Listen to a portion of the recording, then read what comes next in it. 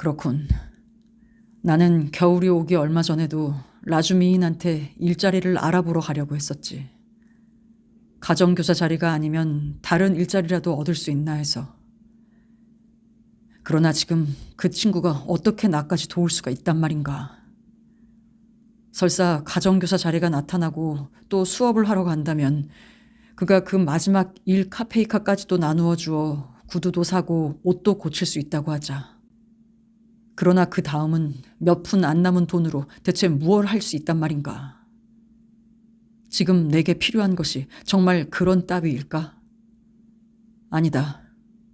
라주미인에게 찾아가려 했던 것조차 우스꽝스런 일이다. 그가 지금 무엇 때문에 라주미인한테까지 찾아가려 했느냐 하는 의혹이 그가 생각했던 것보다는 훨씬 더 크게 자신을 당혹해 했다. 그는 불안을 느끼는 가운데 이 지극히 사소한 행위 속에서 어떤 흉조가 될 만한 의미는 없지 않은가 생각했다. 그는 몸을 일으켜 벤치를 떠나 거의 뛰다시피 걸었다. 그는 왔던 길을 되돌아가려고 했으나 갑자기 집으로 간다는 것이 견딜 수 없으리만큼 싫어졌다. 그 무서운 다락 같은 골방 구석에서 벌써 한 달 이상이나 살아왔던 것이다. 그는 발길이 닿는 대로 몸을 맡겼다. 그의 신경성 전율은 열병적인 것으로 자신이 어디를 지나치고 있는지조차도 금방 잊어버리곤 했다. 이렇게 그는 바실리에프스키 섬을 지나서 작은 네바 강가로 나와 다리를 건너 군도 쪽으로 걸음을 옮겼다. 수목들의 상쾌한 공기와 푸르름은 거리의 먼지와 석회가 무겁게 짓누르던 분위기에 지쳐있던 그의 눈에는 더할 수 없는 시원함을 주었다. 거기에는 무더위도 악취도 선술집도 없었다. 하지만 이런 맑고 상쾌한 감촉도 곧 병적인 초조함을 불러일으키고 말았다. 때때로 그는 푸른 수목 속에 울긋불긋한 페인트를 칠한 별장 앞에서 걸음을 멈추고 울타리 안을 기웃거려 보기도 하고 멀리 발코니나 테라스 위에 있는 화려한 차림의 여인들과 정원에서 뛰놀고 있는 아이들을 바라보기도 했다. 그 중에서도 특히 그는 꽃들을 제일 오래도록 지켜보고 있었다. 또한 훌륭한 말을 탄 신사나 귀부인도 만났으나 다음 순간이 되면 모두 까맣게 잊어버리는 것이다. 그리고 싸구려 음식점 같은 요리집 앞을 지날 때는 문득 무엇인가 먹고 싶은 욕구를 느껴 음식점에 들어가서 곧 보드카를 한 잔 기울이고 속에 무엇을 넣었는지 모르는 고기만두를 한 개 먹었다. 벅 오랫동안 보드카를 입에 대지 못한 탓으로 단 한 잔에 금방 취기가 올랐다. 갑자기 다리가 무거워지고 졸음이 쏟아져 왔다. 그는 다시 밖으로 나와 걷기 시작했다. 한참 가다 보니 페트로브스키 섬이었다. 그만 완전히 맥이 빠져 걸음을 멈추고는 그 섬 숲속으로 들어가 풀밭 위에 쓰러져 잠이 들어버렸다. 그는 자면서 무서운 꿈을 꾸었다. 그는 7세쯤 된 소년으로 돌아가 있었다. 소년은 축제일에 해질 무렵에 아버지와 둘이서 교회를 산책하고 있었다. 우중충한 잿빛의 계절 무더운 날, 그리고 장소는 기억에 남아있는 것과 거의 꼭 같았다. 아니, 오히려 꿈속에 나타난 것보다 기억이 훨씬 더 희미할 정도였다. 마을은 마치 손바닥을 펴놓은 듯 환히 들여다 보였다. 마을 어귀에는 지저분한 술집이 있었다. 그곳에는 언제나 만취한 사람들이 가득 모여 앉아 추잡한 노래를 하고 늘 싸움을 하곤 했다. 술집을 끼고 오른쪽으로 돌면 묘지가 있었는데 거기에는 할머니와 어린 동생의 무덤이 있다. 그 묘지 옆을 지날 때마다 그는 경건한 마음으로 예를 표했다. 꿈속에서 그는 바로 그곳을 지나 술집으로 향하고 있었다. 술집에는 마침 무슨 축제라도 있는지 화려하게 차려입은 장사꾼 아낙네와 농사꾼 마누라, 그리고 남편 등 별별 계층의 사람들이 다 모여 있었다.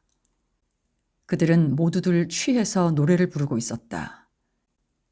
그런데 술집 입구에 한 대의 짐수레가 서 있었다. 참으로 이상한 짐수레였다. 큰 짐수레에는 뼈가 앙상한 조그만 말이 메어져 있었는데 그 말은 장작이나 건초 따위를 높이 싣고 가다가 마차가 진창이나 수레바퀴 자국에라도 빠지면 꼼짝 못하고 허우적거리기만 하는 그런 종류의 허약한 말이었다. 그런데 갑자기 주위가 소란스러워지더니 빨간색 푸른색 셔츠 위에 농부용 외투를 걸치고 만취가 된 덩치 큰 농부들이 술집 안에서 고래고래 소리 지르고 노래를 부르며 우르르 몰려 나왔다. 자, 타라! 모두 타라! 모두 데려다 줄 테니 어서 타라! 혈색 좋은 사내는 크게 채찍을 휘두르며 소리쳤다. 그러나 말은 달리기는커녕 발조차 내딛지 못했다. 사나이는 다시 채찍을 휘둘렀다. 말은 채찍에 얻어맞을 때마다 비틀거리며 울부짖었다. 마차의 사람들은 여전히 웃고 떠들어댔다. 아버지, 저게 무슨 짓이에요? 아버지, 가엾은 말을 저렇게나 때리다니요. 그만 가자꾸나. 주정뱅이들이 못된 장난을 하고 있어. 바보 같은 놈들. 자, 보지 말고 가자. 이렇게 말하면서 아버지는 그를 이끌고 가려 했다. 그러나 그는 아버지의 손을 뿌리치고 정신없이 말 한 태로 달려갔다. 하지만 가엾은 말은 이미 완전히 지쳐 무기력했으며 심한 채찍질에 견디지 못하고 희죽 웃었다. 이 보잘것없는 말이 아직도 쓰러지지 않고 버티고 있다니.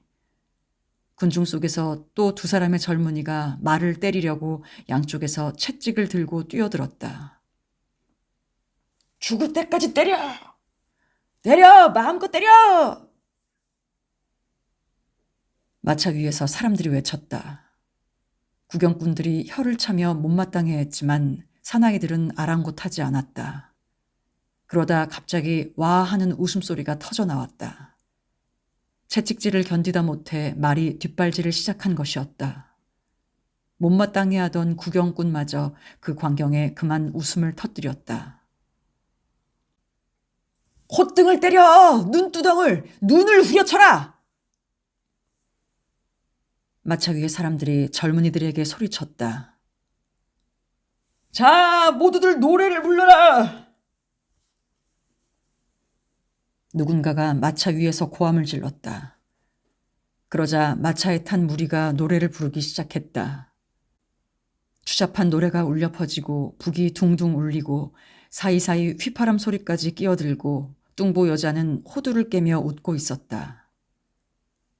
라스콜리니코프는 말이 눈 위를 정통으로 맞는 것을 보았다. 그는 그만 눈물이 솟구쳤다. 채찍 끝이 살짝 그의 얼굴을 스쳤지만 아픈 것도 몰랐다. 빌어먹을 안 되겠군.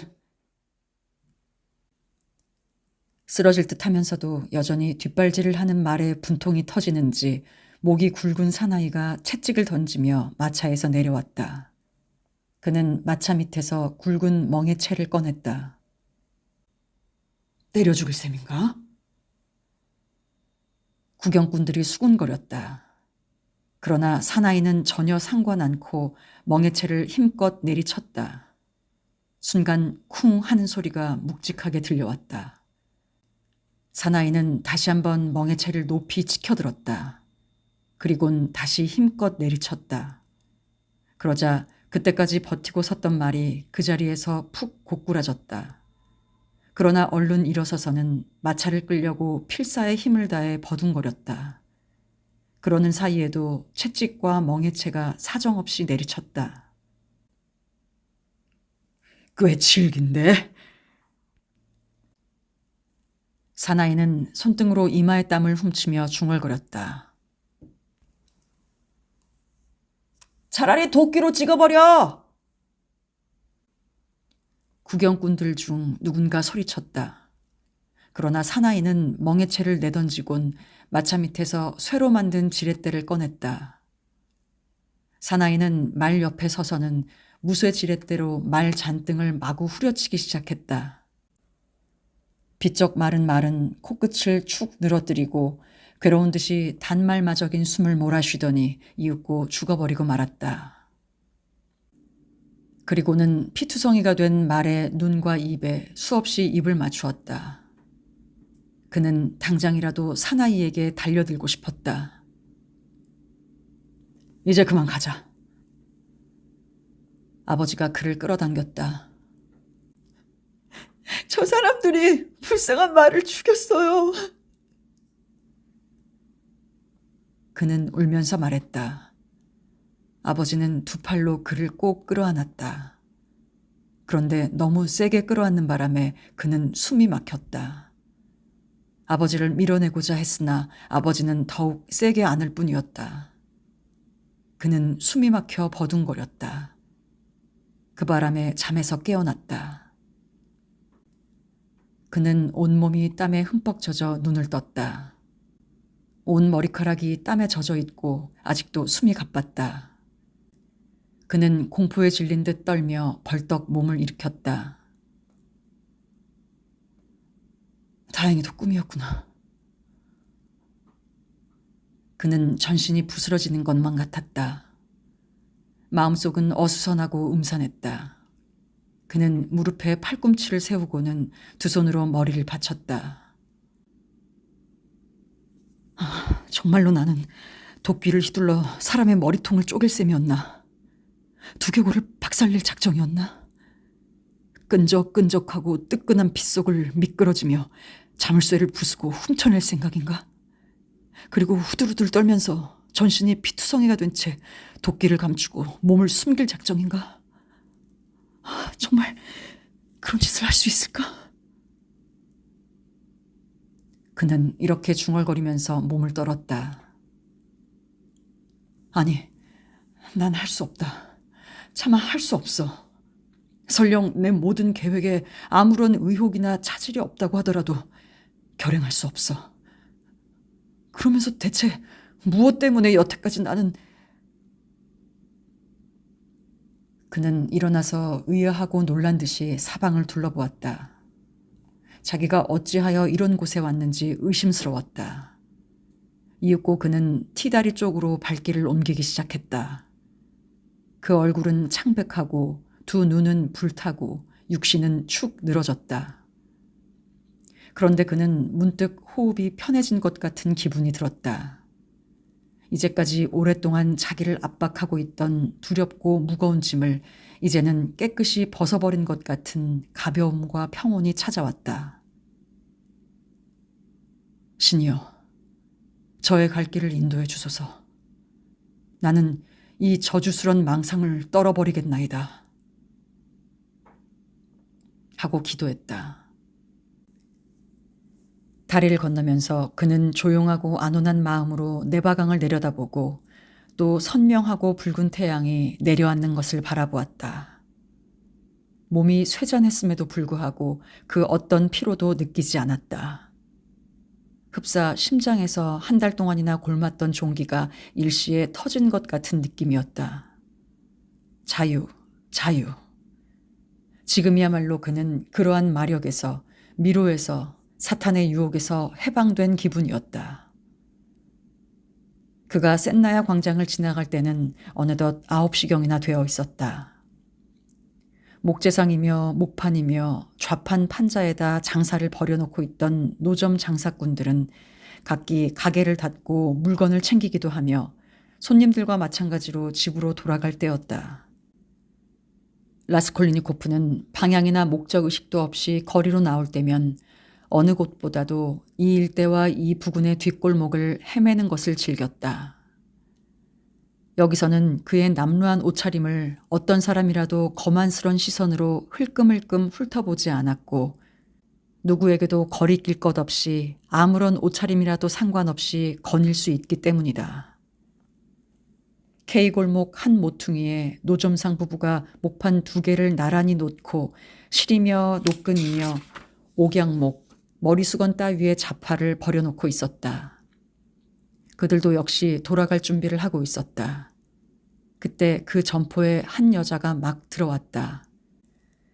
그 여자는 어제 라스콜리니코프가 시계를 가지고 시험해 보러 갔던 14등관 미망인이며 고리대금업을 하는 노파인 알료나 이바노브나의 동생 리자베타 이바노브나였다. 그는 오래전부터 리자베타에 대해 세밀한 것까지 알고 있었는데 그녀 역시 그가 누구인가를 어렴풋이 알고 있었다. 겁 많고 멋없는 키가 큰 35살이나 된 온순한 노처녀인데 언니네 집에서 노예 취급을 당한다고 소문이 나 있었다. 그녀는 보따리를 들고 망설이는 표정으로 장사꾼 부부 앞에서 그들의 말을 듣고 있었다. 부부는 뭔가 열심히 그녀를 설득하는 모양이었다. 라스콜리니코프는 문득 그녀를 보자 별로 이상할 것은 없음에도 불구하고 갑자기 무슨 경악과도 흡사한 오묘한 느낌에 휩싸였다. 글쎄 이보라니까요. 리자베타 이바노브나 당신 마음 내키는 대로 결정하면 되는 거예요. 내일 7시경에 꼭 이리로 오세요. 그 사람들도 올 테니까. 내일요? 리자베타는 아직 결심을 할 수가 없었는지 말꼬리를 길게 끌었다. 당신은 알료나 이바노브한테 벌벌 떠는 모양이군. 하고 장사꾼 마누라는 빠른 어조로 활달하게 말했다. 당신을 보고 있으면 꼭 아직도 어린애 같다니까요. 그이는 언니라고 해야 당신의 친언니도 아니고 의붓 언니면서 그렇게까지 길을 못 펴고 살 게 뭐람. 그렇다 해도 이번 일은 알료나 이바노브한테 알리지 않는 편이 좋을 거요. 언니에겐 아무 말 하지 말고 오시오. 아무튼 이득이 있는 일이니까 언니도 나중엔 이해해 줄 거요. 그럼 가볼까요? 내일 7시에 오시오. 그쪽에서도 그 시각에 올 테니까. 이때 라스콜리니코프는 벌써 가게 앞을 지나치고 있었기 때문에 나중 말은 잘 듣지를 못했다. 그는 한마디도 흘리지 않으려고 애쓰면서 슬그머니 눈에 띄지 않게 지나쳤다. 그의 최초의 놀라움은 점차 어떤 두려움으로 변해갔다. 그는 마치 찬물이 등골에라도 끼얹어진 것 같은 기분이었다. 그는 뜻하지 않게 정말로 우연히 알게 되었다. 내일 저녁 정각 7시에 노파의 단 하나뿐인 동거자인 동생 리자베타는 집에 부재 중이다. 따라서 노파는 저녁 7시 정각에는 반드시 혼자 집에 있다는 것을 우연히 알게 된 것이었다. 그의 하숙집까지는 불과 몇 걸음밖에 남아있지 않았다. 그는 사형을 선고받은 사람같이 허둥대며 자기 방으로 들어갔다. 아무것도 생각할 수가 없었다. 다만 이미 자기에게는 의지의 자유도 의지 자체도 있을 수 없으며 모든 것이 갑자기 마지막 결정을 보았다는 것을 자기의 온몸으로 직감했을 뿐이다. 그 후 라스콜리니코프는 우연한 기회에 장사꾼 부부가 리자베타를 초대한 이유를 알았다. 그것은 흔히 있을 수 있는 일로 그다지 이상할 것은 없었다. 다른 고장에서 이사와서 살다가 살림에 궁핍해진 어떤 가정이 가재도구와 옷가지와 그 밖에 여자의 모든 소지품을 팔게 된 처지였는데 막바로 시장에 내다 팔면 헐값이기 때문에 그것을 팔아줄 여자를 찾고 있었던 것이다. 마침 리자베타는 그런 일을 하고 있었다. 그녀는 몇잎을 받고 그런 일을 처리해 주곤 했는데 매우 정직하게 늘상 최대한의 값을 불렀고 또 한 번 값을 불러놓으면 조금도 애누리를 않기 때문에 많은 단골의 신용을 가지고 있었다. 입이 무거운 데다가 앞에서도 밝힌 바와 같이 겁이 많고 온순한 성질의 여자였다. 라스콜리니코프는 근간에 와선 그 모든 일을 운명이라고 생각했다. 이 사건 전체에 대해서도 그는 후에 일종의 불가사의한 신비감 같은 것이 느껴졌고 또한 특수한 힘의 작용과 우연의 일치가 존재한다고 생각했다. 그에게는 저당 잡힐 만한 물건이란 2개밖에 없었다. 하나는 아버지한테서 물려받은 낡은 은시계이고 또 하나는 고향을 떠날 때 누이 동생이 기념으로 준 붉은 빛깔의 보석이 3개 박힌 조그만 금반지였다. 그는 반지를 가지고 갔다. 노파의 집을 찾아갔을 때 그는 노파에 대해서는 전혀 아는 바가 없었음에도 불구하고 첫눈에 벌써 참을 수 없는 혐오를 느꼈다. 그는 2장의 지폐를 받아들고 돌아오는 길에 어느 싸구려 음식점에 들렀다. 그는 차를 청하고 자리에 앉아 생각에 잠겼다. 바로 옆 테이블에 어떤 대학생과 젊은 장교가 앉아 있었다. 전혀 생면부지의 사람들이었다. 그때 대학생이 장교에게 14등간의 미망인인 고리대금업자 알료나 이바노브나의 얘기를 하고 주소를 가르쳐주는 말이 문득 귀에 들어왔다. 라스콜리니코프에게는 이상한 느낌이 들었다. 자기가 방금 거기서 나오는 길인데 여기서도 또 그 할멈의 얘기를 하고 있다. 물론 그것은 우연이다. 그러나 그는 지금 몹시 이상한 생각에 사로잡혀 있는데 때마침 누군가가 그를 도우려고 하는 것만 같았다. 뜻밖에도 대학생은 자기 친구에게 알료나 이바노브나에 관한 여러 가지 자세한 정보를 제공하기 시작했다. 제법 이용할 만한 노파지. 거길 가기만 하면 얼마든지 돈을 빌릴 수 있어. 유태인 못지않은 인색한 부자야. 한꺼번에 5천 루블이라도 빌려줄 수 있는데 1루블의 물건도 거절하지 않고 잡는단 말이야. 우리 친구 가운데에도 거기에 드나드는 사람이 상당수 있어. 하긴 지독한 노파이지만. 그리고 대학생은 그녀가 얼마나 심술궂으며 변덕이 심한가를 자세하게 늘어놓기 시작했다. 일단 잡힌 물건이 단 하루라도 기한이 지나면 처분해버리고 또 저당액은 그 물건의 값어치에서 4분의 1밖에 내주지 않으며 이자는 한 달에 7부까지 받는다는 것이다. 그 밖에 노파에게는 리자베타라는 동생이 있는데 그 짤막하고 고약한 노파는 늘 동생을 때리곤 해서 적어도 5자 6이나 좋게 되는 큰 몸집의 리자베타를 마치 조그만 짐승을 다루듯 완전히 노예 취급을 하고 있다는 얘기까지 했다. 그 다음 그들은 리자베타에 관한 얘기도 나누었다. 그녀에 대해서 대학생은 어딘지 동정어린 어조로 얘기하면서 시종 너털 웃음을 웃었다. 장교도 잠옷 흥미를 느껴 귀를 기울이고 있었다. 리자베타는 친동생이 아니고 이복동생인데 나이는 이미 35이며 그녀는 언니를 위해 집안일은 물론 바느질까지 하는데 그렇게 번 돈은 죄다 언니에게 주었다. 노파는 이미 유언장을 작성해 놓았는데 거기에 의하면 가재도구나 의자 따위 이외에는 리자베타에게는 아무것도 물려주는 게 없으며 리자베타 역시도 그것을 잘 알고 있다고 했다. 돈은 전부 어느 수도원에 사후의 영구 기도를 위해 기부하기로 정해져 있다는 것이다. 하지만 그녀는 참으로 못생긴 여자라면서? 하고 장교가 한마디 거들었다. 그렇다네.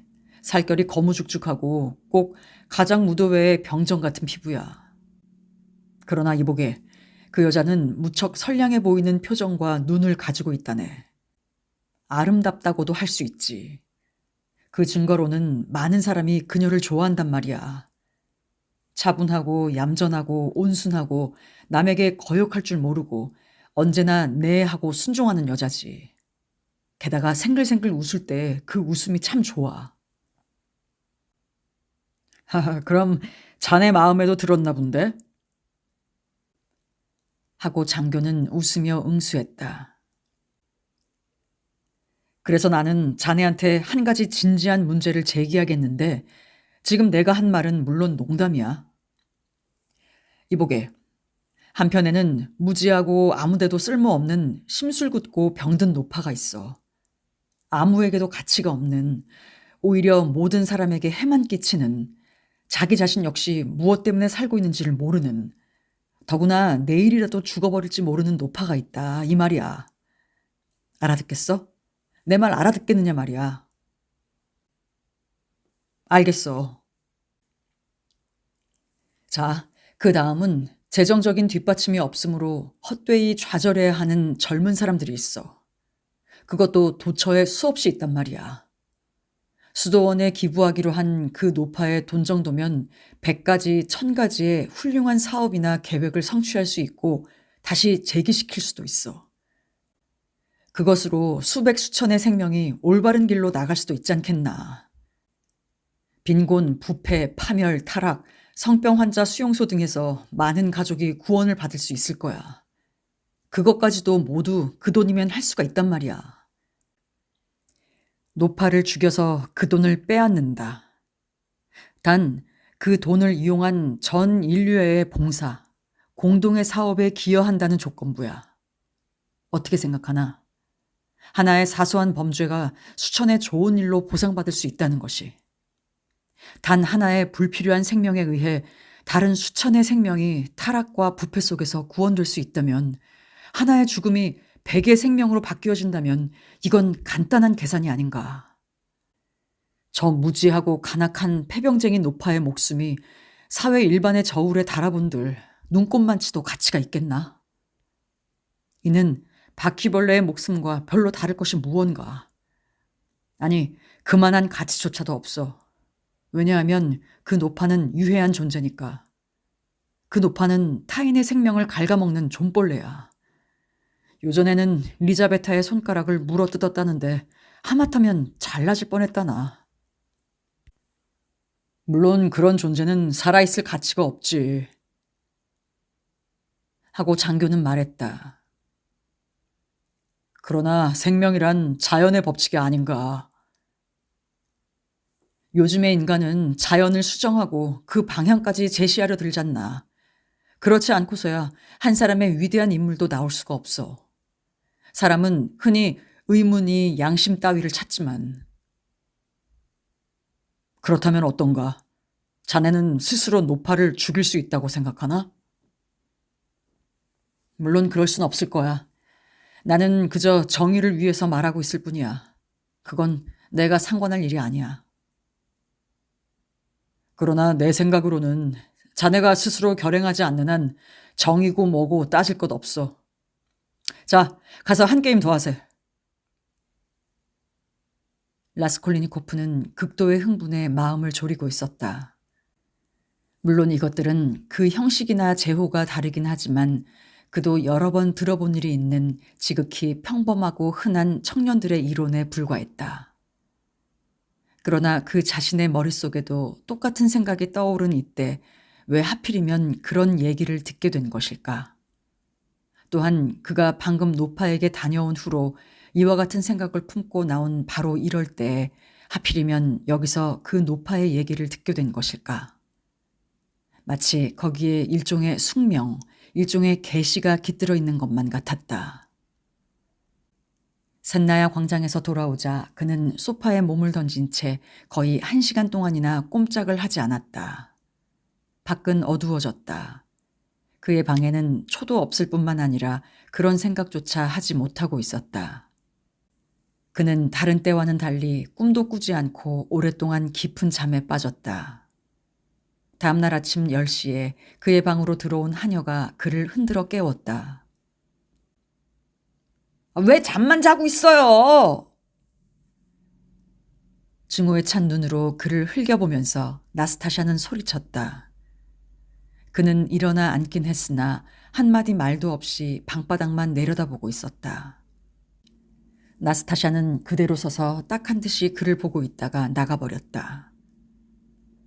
몇 분 후 그는 눈을 들어 오랫동안 차와 수풀을 바라보다가 이윽고 빵을 집어 식사를 시작했다. 그는 식욕이 없었고 마지못해 몇 숟갈을 먹었다. 두통은 조금 가셨다. 식사를 끝내고는 다시 소파 위에 누웠으나 이제는 잠이 오지도 않아서 베개에 얼굴을 묻고 엎드린 채 꼼짝도 하지 않았다. 그의 눈에는 쉴 새 없이 어떤 환상들이 보였다. 그것은 모두가 야릇한 환상들이었다. 문득 시계 소리가 뚜렷하게 들려왔다. 그는 몸을 추스리고 정신을 가다듬었다. 창문을 보면서 그는 시간을 생각해 보았다. 그러자 완전히 정신이 들었고 마치 누구한테 끌리기라도 하듯이 벌떡 소파에서 일어났다. 그리고 발 뒤꿈치를 들고 조심조심 문께로 가서 살그머니 방문을 열고 아래층 쪽에 귀를 기울였다. 그의 심장은 무섭게 뛰었다. 그러나 층계는 매우 조용했다. 그는 만사를 잘 생각하여 무엇 하나 잊은 것이 없도록 모든 힘을 긴장시켰다. 심장은 여전히 세차게 고동치고 숨을 쉬기가 고통스러울 정도였다. 우선 올가미를 만들어 그것을 외투 속에 꿰매달아야 한다. 이것은 1분이면 될 일이다. 그리고 그는 헐렁한 여름 외투를 벗어서 안에 왼쪽 겨드랑이 밑에 그 헝겊끈의 양쪽 끝을 꿰맸다. 꿰매면서 그의 손은 바들바들 떨렸으나 그는 스스로를 억제하며 다시 외투를 걸쳤고 겉으로는 아무것도 보이지 않게 할 수가 있었다. 바늘과 실은 훨씬 전부터 준비되어 있었지만 종이에 쌓여 책상 서랍 속에 뒹굴고 있었다. 올가미는 도끼를 숨기기 위해 궁리해낸 것이었다. 도끼를 손에 들고 거리를 걸을 수도 없거니와 외투 속에 감추려고 해도 역시 바깥에서 손으로 눌러야만 했으므로 그것은 남의 눈에 띄기가 십상이다. 그런데 지금은 끈으로 이렇게 올가미를 달았으니 거기에 도끼를 걸면 도끼는 안쪽 겨드랑이 밑에 안전하게 꽂혀 아무도 모를 것이다. 그리고 손을 외투 호주머니에 넣으면 도끼가 흔들리지 않게 도끼 자루를 누를 수도 있다. 이 일을 끝내자 그는 전부터 숨겨두었던 저당물을 꺼냈다. 은재 담배 케이스만한 크기와 두께로 매끄럽게 깎은 널빤지 조각을 그는 이웃 골목의 어떤 공장의 뒤뜰에서 발견한 것이다. 그 후 이것도 역시 언젠가 길에서 발견한 매끈매끈하고 얇은 철판을 그 널빤지에 붙였다. 철판이 널빤지보다 작았으나 그는 그것을 정성을 기울여 깨끗한 흰 종이로 보기 좋게 포장해서 풀기 힘들게 묶어 놓았다. 그것은 노파가 매듭을 풀기 위해 잠시 그녀의 주위를 그쪽으로 돌리게 하고 그 기회를 이용하기 위해서였다.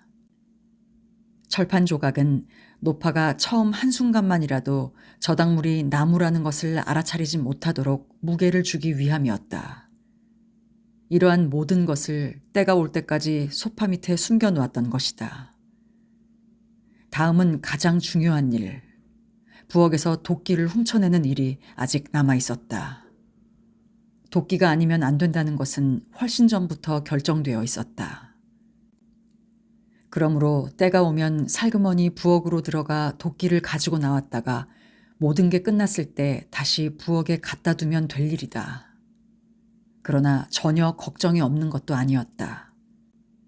가령 그가 1시간이 지나 돌아왔을 때 마침 나스타샤가 있다면, 또는 그 사이에 도끼가 없어진 것을 알고 찾기라도 한다면, 그러나 그것은 매우 사소한 문제에 불과했다. 그는 층계를 밟기 시작했다. 그런데 다 내려가기도 전에 그는 나스타샤가 부엌에서 아직도 일을 하고 있는 것을 보았다. 뿐만 아니라 라스콜리니코프를 보자 그녀는 일손을 멈추고 뒤를 돌아다보며 그가 지나갈 때까지 지켜보고 있었다. 그는 외면을 하고 아무 일도 아닌 듯 그대로 지나쳤다. 만사가 틀렸다. 도끼를 얻을 수도 없다. 그는 무엇에 호되게 난타당한 기분이었다. 그는 생각에 잠겨 문간에 멈춰섰다. 산책이라도 하는 것처럼 거리로 나가고도 싶었지만 그럴 순 없었다. 그렇다고 방으로 되돌아가기란 더욱 싫은 일이었다. 문간에서 그는 열려진 채로 있는 어두운 문지기 방을 보았다. 그 순간 그는 깜짝 놀랐다.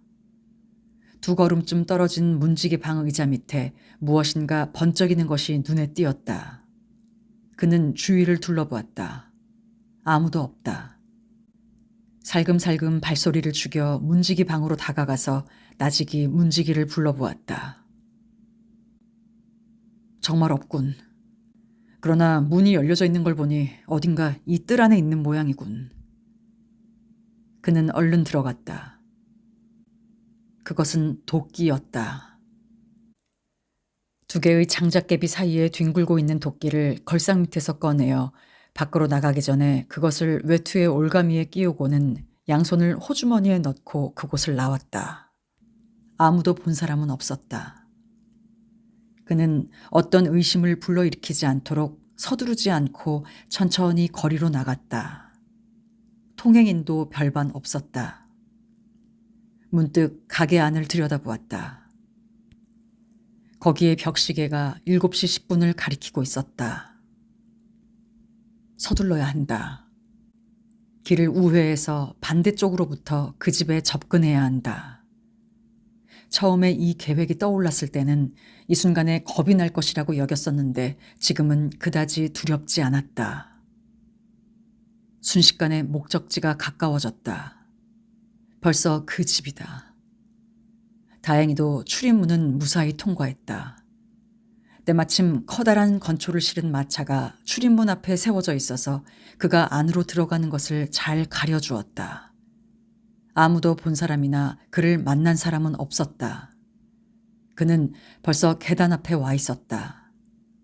계단은 비어 있었고 문들은 거의 모두 닫혀 있었다. 그는 주저하지 않고 4층으로 올라갔다. 어느 틈에 문간 앞까지 와 있었다. 그는 귀를 기울였다. 노파의 방 안은 쥐죽은 듯 조용할 뿐 어떤 인기척도 없었다. 그는 도끼를 만져보았다. 그는 더 이상 견딜 수가 없어서 서서히 손을 뻗쳐 초인종을 울렸다. 반응이 없었다. 마구 울려보아도 소용없으리라는 것을 그는 잘 알고 있었다.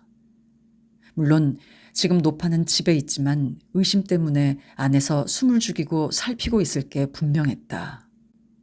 그리고 역시 문에다 귀를 대고 밖의 동정을 살피고 있는 모양이었다. 그는 일부러 몸을 움직여 자기가 숨어 있는 것이 아니라는 것을 알리기 위해 큰 소리로 중얼댔다.